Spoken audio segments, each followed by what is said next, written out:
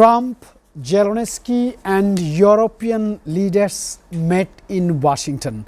US President Donald Trump hosted Ukrainian President Volodymyr Zelensky alongside several European leaders at the White House. Trump posed for a forthcoming peace summit involving Volodymyr Zelensky and his Russian counterpart Vladimir Putin, potentially held in Geneva. The location is almost final that the meeting is going to be held in Geneva, Switzerland. He warned Putin of a rough situation if peace isn't pursued and urged Zelensky to demonstrate flexibility. It is a kind of advice that President Trump has advised Zelensky to be cool, quiet and to compromise some of the demands by Russian President Vladimir Putin. His mission is clear. He wants to go for a ceasefire or to end the combat operation inside Ukraine. European leaders remain cautiously optimistic but skeptical, emphasizing the need for ceasefire first frameworks. Ladies and gentlemen, it is a kind of development after 3 years of very brutal attack from Russia to Ukraine and sometimes retaliation from this comparing a small country into the superpower Russia. Welcome to SCTV's International Affairs. My name is Rashid Kanchan. I have a very distinguished panelist today. I have very respectable personality Marius Dragomir. He will join us from Santiago de Compostela, Spain. He is a very respected personality, professor, researcher and media specialist. He is the researcher at University of Santiago de Compostela, Spain. He is the visiting professor of Central European University and director Media and Journalism Research Center. And of course, we have from Washington DC our geopolitical correspondent, former ambassador and peace negotiator Norman Floyd Barnes, and studio we have the international affairs commentator Shamsul Alam Panto. Let's begin with Shamsul Alam Panto. You see the dimension and diversity of breaking news around the globe. There are so many things I can see in your hand. What are the topics you want to pick for today's discussion, sir? Very good afternoon to you, Mr. Kanchan, and of course a very good morning to Marius Dragomir and Norman Floyd Barnes joining us from Washington DC. Let me add on here that at least 40 Palestinians were killed and dozens wounded in new Israeli strikes across the war-torn Gaza strips, according to various medical teams in the besieged strip. In addition, we see Venezuelan President Nicolas Maduro announcing that he would deploy 4.5 million members of the national militia in response to threats from the US, and the White House has ruled out deploying US ground troops in Ukraine while confirming that air support remains under consideration as part of security guarantees. And these are the top 3 that I have picked out for our discussion today. Yes, sir. Thank you very much. Let me start with Mr. Norman Floyd Barnes. Are you there, Norman? Can you hear us properly? Yes, I am. Good morning from Washington, D.C. Yes. Norman, my first question is, as you heard in my beginning that world started to see some hopes, some ray of the lights of Trump's negotiating style, and he engaged almost all European leaders. My question would be, to what extent is Trump's effort to arrange a Putin-Zelensky meeting a credible path toward peace, especially given his exclusion of Ukraine, joining NATO and returning Crimea as impossible, Mr. Norman? Yes, good morning to everyone and the people listening to us around the world. Let me just start by saying that President Trump has spoken with President Putin, and they have both agreed to have a meeting with the president of Ukraine. They have agreed that that meeting would be advantageous for both of them moving forward with the peace process. The ceasefire concept notion brought up by Europe is still being spun around, but President Trump is still backing the peace efforts instead. While we talking about this, that idea was brought up with the Kremlin, and the Kremlin is now somewhat backing off on the idea of them having Ukraine and Putin meet, and the location has yet to be determined. They're looking at different locations, and there's a little bit pushback right now being seen.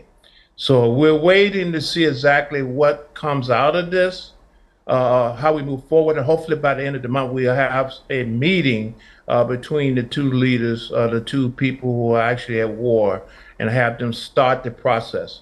Our president here, Trump, is trying to set this meeting up, and he wants to step back a little bit and let the two people talk about how we move forward. So right now we're waiting to see exactly what comes out of this conversation and how we move forward. All right, Mr. Norman. I'm very excited to have Marius Dragomir. He's my very favorite panelist speaker and a very resourceful personality. He's a professor and he's a researcher for media and journalism. So I want to do a question on media aspects, because in these wars, especially in Iraq, Israel and Gaza and Iran, including Russia, Ukraine, we have seen the role of media. We have seen the attack on media, killing journalists. So I want to do a question to Marius Dragomir, media related, which is media politics nexus. How has the relationship between media and politics evolved in recent years, particularly with the rise of digital platforms and social media? And we have seen a kind of media battle. Mr. Marius Dragomir, would you please explain, because you are very experienced personality in this particular issue? Thank you very much. Thank you very much for the invitation to your program. Much appreciated. Well, the answer to your question is an obvious. The relationship between media and politics has changed dramatically over the past more than a decade because of all the reasons that you expose here and you describe. And there has been a lot of literature that has been written on the topic, and a lot of the people, not only in the political sphere but in the media and communication field, are looking at these issues. I think just to focus on your question, what are the aspects in which this relationship has changed? There are many, and of course we don't have the space here, but I would just touch on a few of those that are probably relevant also to your discussion here about the geopolitical trends. One is the obvious fact that politicians and political parties, like any other actors, now have direct link. They can communicate directly with the audiences. They don't need the intermediation of journalists and of media outlets as they used to do in the old days. And that has a lot of implications for the nature of communication, because obviously if you can talk to your audience directly, you can do anything. You don't have the filter of editing, you don't have the fact checking, you don't have a lot of the things that journalists are doing. At the same time, the second thing that we have noticed is the fact that I think we have seen, although now political players have the power of the internet, social media and other channels to communicate with the audiences, at the same time we have noticed through our studies an increased control over ownership structures in the media. So the media is still important in this whole communication ecosystem, and at the same time growth of government's role in the media, which was already very, very high in many countries. In in one of our studies called State Media Monitor, we have noticed over the past year more than 85% of all state and public media in the world being under strict editorial control of the governments. And finally, I think if you think about all these things, and again back to your discussion about how people see politics and all these major events that are taking the headlines these days, I think what we see in terms of I was talking about the nature of communication. I think there is more unchecked narratives that we see out there because again, simply, if everyone can talk to their audiences without the filter and the editing work of journalists, basically you can say anything. And I think not only us, but there are many very good scholars out there and institutions checking that and mapping and monitoring content in the media. We see a lot of I don't want to refer to that as fake news, but a lot of unverified, sometimes misleading information in this whole communication. And that's really bad. That's really bad for all the discussions we had and for all the explanations that people like in various countries are taking when we talk about major events. In other words, the quality of information, unfortunately, in spite of the growth of the media, has deteriorated based on our research. Sir, very practical respond on media and politics nexus. I really appreciate very resourceful explanation. But one relevant question relatively comes to that media credibility. In an era of misinformation, as you said, and fake news, what role should responsible journalism play in rebuilding public trust in the media? Ultimately, media owned by the public because the production is created for the public's views and public's opinion and public's interest, sir. Yeah, that's I think that's the one of the major questions that we are addressing these days, and this is not only in the academic field, but very practically in the journalistic area. Journalists are struggling to understand that. But just to give you a more anchored answer, I've been working for some years on exactly this issue. What is the role and what is the position of journalism in today's communication system? And it's quite clear, and we have noticed that journalism has lost its central role, its central position. If you think about journalism and media outlets in the 80s and 90s, also because the technologies were different, the journalism had a central position. Whatever you did in a national context or international context, if you wanted to get some information, you would go back to your newspaper, television channel, radio channel. And of course, that doesn't mean that was a golden era, because in many countries, many of these outlets were government control or they were propaganda channels. But still, they had this centrality. People had no other choice, actually. You have to go to where journalists produced information. And of course, the quality of the media you got depended a lot on the local, political, social, and economic context. That space has been lost, and it has been lost for a number of reasons. You know them very well, I'm sure, because you work in the field. But today, and this is something that we call in my work the referential role, the place where do you go for, what is the go-to source to make sure that you get the information you need. And today that space is filled by many players. Everybody is actually trying to win that space. And you have large tech companies with social media. Obviously, they are central in how people, get their information today. You have governments actually trying to present themselves as the go-to reference for information, either by controlling media or by building their own channels, direct channels of communication on social media. You have even like small communities. When a small community is building an internal social media group, basically what they do is build a referential system. People go there because they trust their friends, sometimes more than journalists. So just to summarize this is a huge change in the paradigm of communication. And unfortunately, journalism lost its central role, and I think it has. I don't think it can gain it back, because in this, a very open communication system, it's very hard now for someone to actually build a monopoly on the information.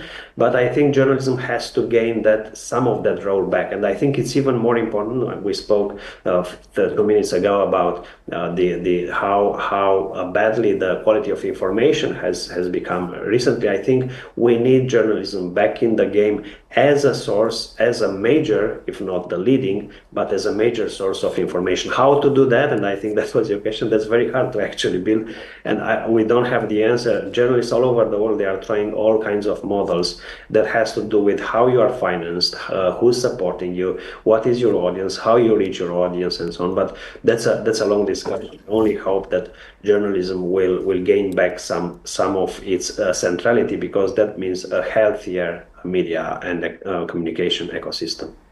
Professor, I totally agree with you. When we were the journalism students, we have heard producing fake news is cheap, but producing the authentic news is expensive, and expensive people must work for producing the authentic news.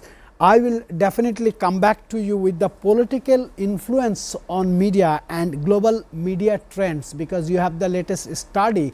I follow you since couple of years on your works, as you are the director of Media Studies Department. I will now go to Washington DC again, where Mr. Norman is there. Norman, are you there with us in Connected? Yes. Yes, Norman, Yes. I want to again come back to the peace situation going on around the world, initiative taken by the US President Donald Trump. My question is, Zelensky emphasizes a meeting without any condition, I mean without precondition. What advantages or risk does that present in high stakes diplomacy? Because President Trump has given some idea Zelensky has to be in compromising mood. But my question is, as a leader of Ukraine, as a president of Ukraine, as a guardian of Ukraine, and as a commander-in-chief of Ukraine, how can he go for a compromising decisions with Russia negotiated by United States? This is a very complex situation, Mr. Norman. Yes, your question, I'd like to thank you for your question. The situation with Ukraine, their president, he is in a very precarious situation right now, because he has to look at the will of the people. His country, his government has certain conditions that they will not concede. However, he is looked upon as the one to bring a peaceful resolution to this conflict. The people in Ukraine want this war to end. However, the government will and has stated they will not concede to giving up land, the sovereignty, their independence. This is a non-issue for them. However, on the other hand, the aggressor, Russia, is insistent on persisting in war. They want war. They really want the country. They want to take over Ukraine. And as a precondition of them stopping their aggression, they are pressuring the president of Ukraine to make a concession about giving up land that is currently occupied by the military of Russia. He wants to make a deal, but the pressures of his constitutional requirements and the government states that this can't happen.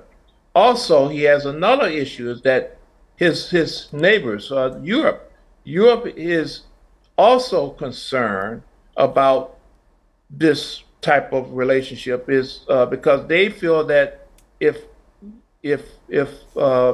Ukraine submit to this, they will be next. They will be next in line. So they are trying to manage this impossible situation to the point where they do not lose, and bringing the United States in helps the situation. But as you see in the news, the United States is not committed to putting troops on the ground. And we just noticed Italy mentioned recently that they are also not going to put troops on the ground. So we are looking at what is really this security agreement about. Will it take place? Can it take place? And will Russia agree to this? The Kremlin is pushing back on this whole process of Putin meeting with Zelensky at all. They don't really want them to meet. They want to finish the deal. The deal is to the conquest of Ukraine. All right, we have got a picture, Mr. Norman, very articulated picture we have received from you. Your observation is really much appreciated. I want to again go to Santiago de Compostela, Spain, where Professor Marius Dragomir is there, who has a vast experience and knowledge on media, communication, journalism.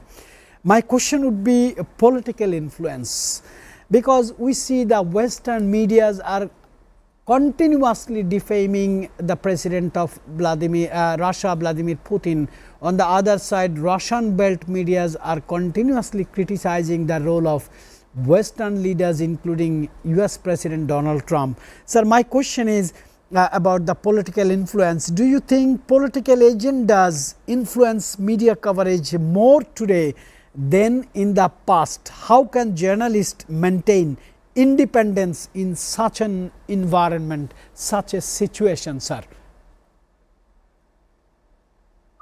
Yes, thank you very much for the question. Again, this is a question that goes straight to the heart of the problems that journalism is grappling with these days, and it has to do again. The picture is very complex. I think the short answer to your question is definitely there is more polarization, and I think the more biased information, various narratives flying out there, and of course that is even more complicated, as I discussed before, by the fact that there are various types of narratives. It's not only journalistic content that people are accessing and are faced with. But how, when we talk about how journalists can protect their independence, that has to do, and let me refer here to one major aspect. It has to do with the sustainability of the media model in today's world. Essentially, what I'm saying here is it really depends, how the independence, the editorial independence, and all kinds of forms of independence for journalists is dependent on who is paying for this content. And today, if we go back to understanding how various narratives are flying, as I mentioned, throughout one of our studies, we have noticed that the government has a very strong position here. So you have in the last count, where we mapped 170 countries, we counted more than 7,000 various channels and assets owned by state media across the world.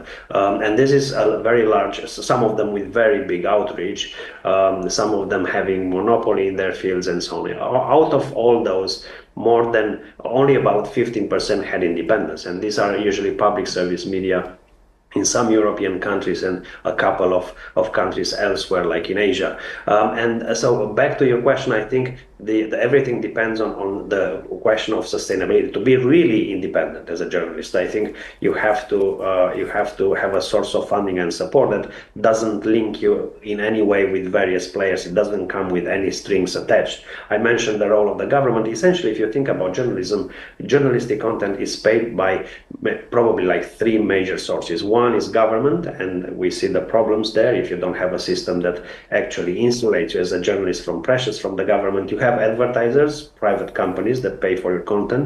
When you have that case, you have more independence, because usually you have, especially in some media outlets that are very strong on the idea of independence, you have a separation there between editorial and marketing, and then you have the public. You have models of media outlets where the public pays you either in the form of subscription or membership or donation. And I think that is the model where journalists are the most independent, because basically they are accountable directly and only to the public. However, that model is very rare, because many people do not realize that if they don't contribute to journalism, what they will get, somebody else will do, and what they will get will be a biased picture. So I think we have a very problematic situation here, where a number of factors are contributing and are continue to fund journalism, and nothing is wrong with that. The problem is to what extent they try to influence the narrative, and I think today we have a much more biased narrative than we had a decade or more ago. Sir, very fascinating and very logical, very practical, very technical response you have done. I'm really very much impressed, and I'm sure one relevant question has come again on your table regarding the global media trending. From your perspective, how do global media outlets differ in framing international conflicts, war, disaster, accidents, in political issues, and compared to local and regional media as well? One more thing I just want to add, Professor, that is we see the influence of the social media, especially X handle, I mean former Twitter, especially the Facebook, YouTube and other social medias. Do you think media should have its own editorial strong policy to serve the audience, to serve the public, to serve the viewers, sir? Yeah, well, absolutely. I think earlier on we spoke about, the issue of bias and independence. I think when it comes, and the issue of what, who's crafting the content going out there. And I think the editorial work is the most important factor there, because on the one hand, if you have content coming from a journalistic source that respects itself and that has editors and journalists double checking the information and everything else before they broadcast it or publish it, then obviously you have more quality and more truthful information. On the other hand, everyone essentially is able to actually share any type of content, and they don't have that stage, they don't have that step, they don't check anything usually, they don't have to, maybe some of them do it, but they don't have an editorial process. Well, that editorial process costs money, and I think you know better than me. That's actually what journalists are paid for, to actually check the information that is going out to people. Now back to part of your question about how global media are covering various issues. In fact, I can give you a very specific example, because we just finalized the study that mapped through which we monitor content specifically about coverage of a humanitarian crisis. It's called, the project actually is called Humanitarian Crisis Coverage Report, which is due to be launched in September. And essentially what we have done, we mapped the 10 largest conflicts in the world, including Gaza, Ukraine, Chad, Ethiopia and others, and we tried to see how a number of media outlets, and we included over 20 media outlets, both from the US, UK, global media, but also included, for example, Russia Today and Al Jazeera, and trying to understand how they cover these topics and this crisis. Of course, there are many things. Just to stay within your question, I think what we have noticed definitely is that the coverage is uneven. On the one hand, you have massive coverage for Gaza and Ukraine. On the other hand, you have very little. Sometimes, some of the conflicts in Africa, for example, are not even given even less than 1% of the total coverage. So there is a huge discrepancy there, and the picture is very uneven. To a certain extent, I understand that, because if you depending on your audience, you have to respond to what people want to learn about, and you talk in this program about some geopolitical developments that are very important for some of the media and the audiences they serve. However, there is still a problem there, because I think there is an issue with the coverage, and what we have noticed is what we call hierarchy of coverage. And on the one hand, we saw that there is definitely the media, global media, tends to be very much interested and covering to a very large extent issues and topics and conflicts that have geopolitical resonance and that are very close to the interest of the Western allies. And on the other hand, the global South is almost inexistent in this coverage. And the third point that I wanted to make, and I think it links to some of the issues that we discuss here, is that we have also noticed some trends related to them, to how coverage actually links with media ownership patterns and geopolitical alignment. For example, we saw that outlets such as the public service broadcaster in Britain, BBC, or a media outlet that is privately owned, like the New York Times, tend to have a more perceived balance in their coverage, while on the other hand, media outlets like RT, media outlets that are state-owned, for example, tend to reflect more the respective governments' foreign policy agendas. So in many respects, of course, we expect that, but I think these editorial differences influence to a large degree which crises are covered, how they are framed, and whom audiences are encouraged to actually with. And of course, as I said, there are many things there, but what I just described to you, these are findings that we are still working on, and again, they will be public soon. I think this shows, on the one hand, a very uneven picture when it comes to how media outlets are reflecting the major problems and geopolitical developments we are facing today. All right, Professor, very fascinating. I was listening very attentively, like a teacher is taking class on the university and the students are listening very carefully. Very fascinating, but I will come back to you for two reasons. One is ethics in journalism and future of media. I will ask two particular questions to you: ethics in journalism and future of media, but this time I need to go to Washington again. Norman is there. He's a very fascinating geopolitical correspondent. Norman, my question would be, with no meeting date set yet, how realistic is Trump's ambition for Putin-Zelensky dialogue within 2 weeks by the end of August? Very bluntly, that is a dream. It appears over the last 24 hours, the political landscape has been shifted. Europe has their input. Now, the government of Russia has their input. That is going to even influence and impact how these peace negotiations continue. Putin and Trump has a understanding. They have a format they want to proceed with. They, to the most part, has agreed to, but the third party, the outside influencers, have concerns. They want to control the narrative. Putin has the Kremlin, and the Kremlin wants certain things done. Ukraine wants certain things done for their interests. Europe wants certain things done for their interests.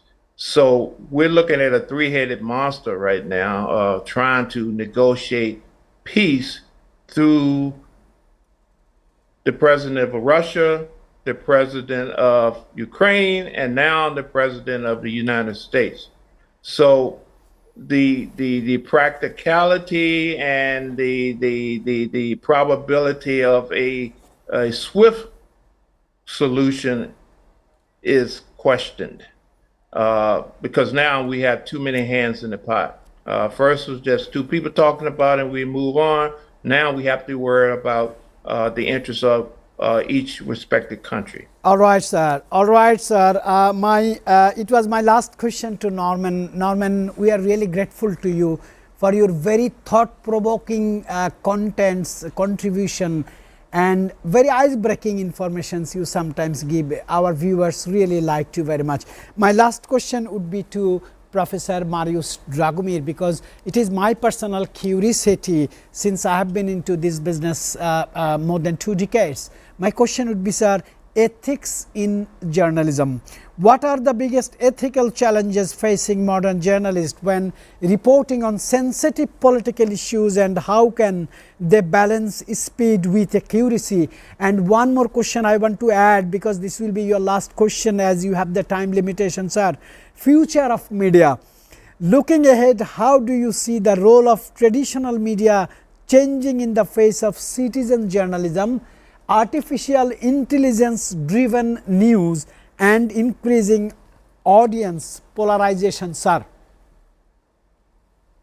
Yeah, thank you very much for, again, this very thoughtful question. Starting with the ethical one, ethics in journalism, I think obviously you have on the one hand some older issues, ethics related issues that journalism is facing, and that has to do how sources are used, what how various connections between journalists and the sources are cultivated. But on the other hand, you are totally right. I think the need for speed and the current patterns in media and communication are forcing to very often journalists to actually act more on speed than on accuracy, and that has a lot of repercussions. It's hard to list here all the issues that we see, but as I just mentioned, I think some of the old problems, such as how to use sources, are becoming more complex today because journalists have access to a lot of people online on social media, and you have many questions there. How are you using these people? How do you trust them as a source? How often you are using? You have then the problem of connections and political connections. We spoke about that. I think it's really important when you have a certain type of ownership to actually build a wall between editorial and the interest of the owners. You have the problem of polarization that is coming from this very politically charged communication system, where journalists sometimes they cannot actually put their political bias in the stories, and this is something wrong. And this is a very old, precept and story about journalism, how you separate opinion from facts. And unfortunately, we have a lot of that problem in many narratives that we see today. So you have a lot of that. And finally, I would say the accountability is and how journalists, to whom they are accountable, and how they treat the people that are affected by their stories, especially vulnerable people. Yes, sir.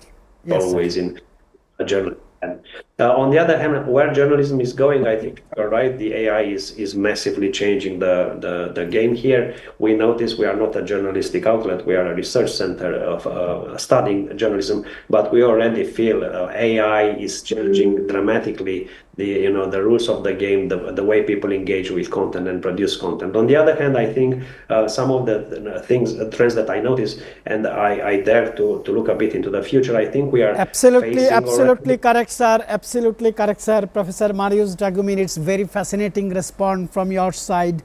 I really appreciate your contribution to our show today. You made our show very rich today as a content, as a materials for learning. Thank you very much, Marius Dragomir, for your participation. Thank you very much, Mr. Norman Floyd Barnes. Ladies and gentlemen, we'll be coming back to studio where our international affairs specialist Shamsul Alam Pant is here. We have many things to discuss, but let us go for a short break.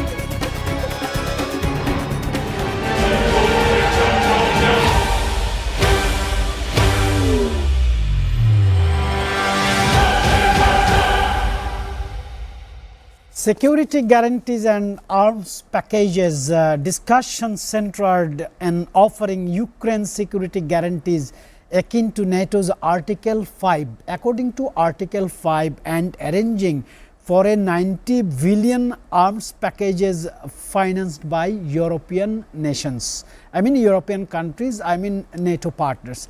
Ukraine also plans to sell drones to the US. Very interesting and fascinating situation that Ukraine is planning to sell their own made drones for the United Nations. Ladies and gentlemen, you are hearing Norman from Washington and Marius Dragomir from Santiago de Compostela, Spain, but we want to hear from our international affairs commentator Shamsul Alam Panto. What a news!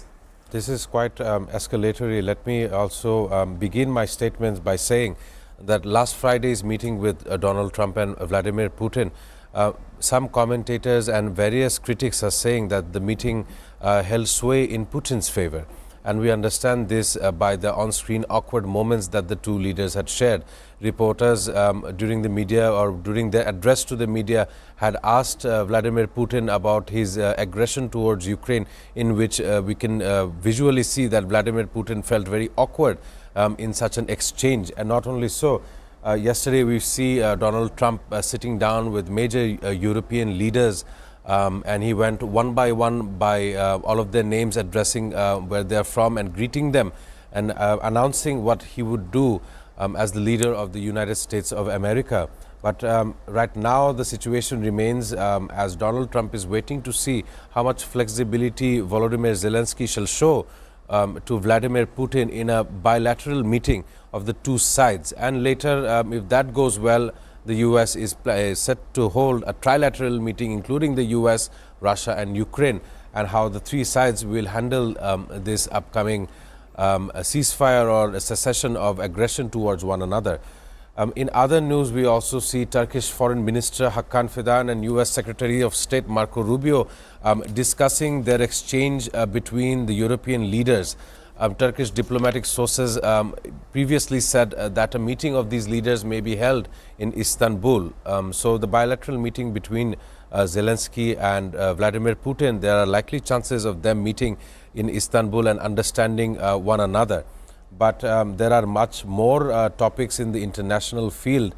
I'll start with Middle East. In the Middle East, we see Israel bombardment killing almost 40 Palestinians in the devastated Gaza Strip. And when I talk about Israel, I must understand their movements in the geopolitical arena. Previously, we have seen them striking the defense ministry in the Syrian capital, and of course it was related to the monitoring the ceasefire in the Suweda province. We know that much of the factions were fighting one another, and Israel had come in the support of one of these factions, the Bedouin factions, and what happened was fighting had broken out. Syrian Foreign Minister Assad al-Shaibani met in Paris with Israeli delegation to discuss the de-escalation methods and measures to restore stability in southern Syria. And in addition to this, they were of course reactivating the 1974 disengagement agreement between Israel and Syria, according to various reports. But also alongside, when I'm talking about Israel, I must issue the target and issue about the Gazan people. The death toll right now stands at 62,100 Palestinians killed ever since October 2023. The ministry in Israel is set to call up around 60,000 reserve soldiers for a stepped-up offensive in Gaza to defeat Hamas, according to an Israeli government official. And also, Hamas has agreed to the new ceasefire plan put forward by Egypt and Qatar, but Israel still has not responded. Yes, sir. We will definitely discuss the latest situation in Israel and Hamas. But when I will come back from the break, I'm giving you one cues that need to be discussed in today's show. Mixed signals are coming from Vladimir Putin regarding the upcoming negotiation meeting. Trump acknowledged that Putin may be hesitant or negotiate European leaders. I mean, he's not going to sit with the European leaders like France's Macron and Germany's Merz. pushed for comprehensive security measures and stressed Ukraine's right to sovereignty. I will put this question to your table. Before that, ladies and gentlemen, let me go for a short break.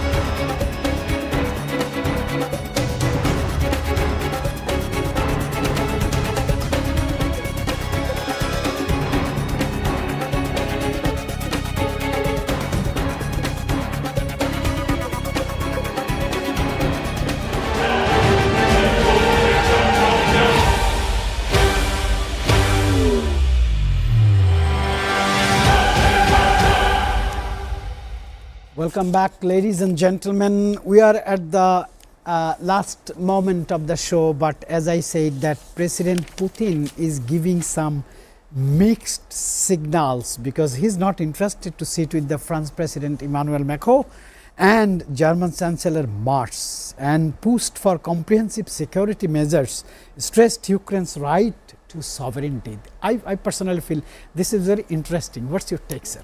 Thank you so much for the question. I want to end on a top note here. Vladimir Putin, he's been the leader of Russia for quite the time now. And it's not Russia versus Ukraine anymore. It's Russia versus the entire European states. Why I say this is because we look at the coalition of the willing. Is a coalition of 31 countries which have pledged strengthened support for Ukraine against any Russian aggression. Of course, this coalition initiative is led by the United Kingdom and France and was announced by British Prime Minister Sir Keir Starmer. They were all seen in the room with Donald Trump earlier this week, and they have all returned back to their respective territories. And I understand, as per your question, that Vladimir Putin is not only fighting Ukraine, but is now in a crossroads of choosing to fight the entire European continent. And it is quite the remark that I'm saying this, but Vladimir Putin, he is one of the unpredictable leaders, not as much as Donald Trump, but he is one of those who has a secret game plan that he is trying to utilize. In a Russian media channel, we see after the Friday's meeting between Donald Trump, a remote mobilized carrier was flying the flags of both the United States and Russia. So his war game is to show European allies that the United States is working with Russia to aggravate this assault. That is how the Russian media tries to play it. But in the coming days, I really hope that there could be some normalcy and some normal common ground that each other can find in order to prevent a humanitarian crisis and in order to prevent further more casualties from this war field. Sir, last question. Sure. Very short answer. Do you want to call Vladimir Putin a silent war master? To some extent, he is a war master. His history tells me that he was a military intelligence officer of the KGB. So his mindset and how he has shown his aggression towards Ukraine is far a shortfall to the title that you have given. But he is a master of warfare in my understanding. And he is a very good chess player, I heard from some of the Russian journalists. Ladies and gentlemen, according to the editorial policy of this show, our job is to send the goodwill, good wish to the world, and it is a part to wish the birth date of the notable personalities of the world. Today is a birthday of US 23rd President. I'm going to tell his name. He is Benjamin Harrison. He was the 23rd President of the United States of America, and he has done so much of constitutional changes for the pro-people Americans and conflicts. So we want to convey good wish for him, for his soul. And one more thing, former US Congressman and presidential candidate, personality who was born in 1931, he was very famous among the American young generation, Ron Paul. Today his birthday. From Satv's International Affairs, we want to say happy birthday to you, sir. And this is the today's show. We'll see you tomorrow.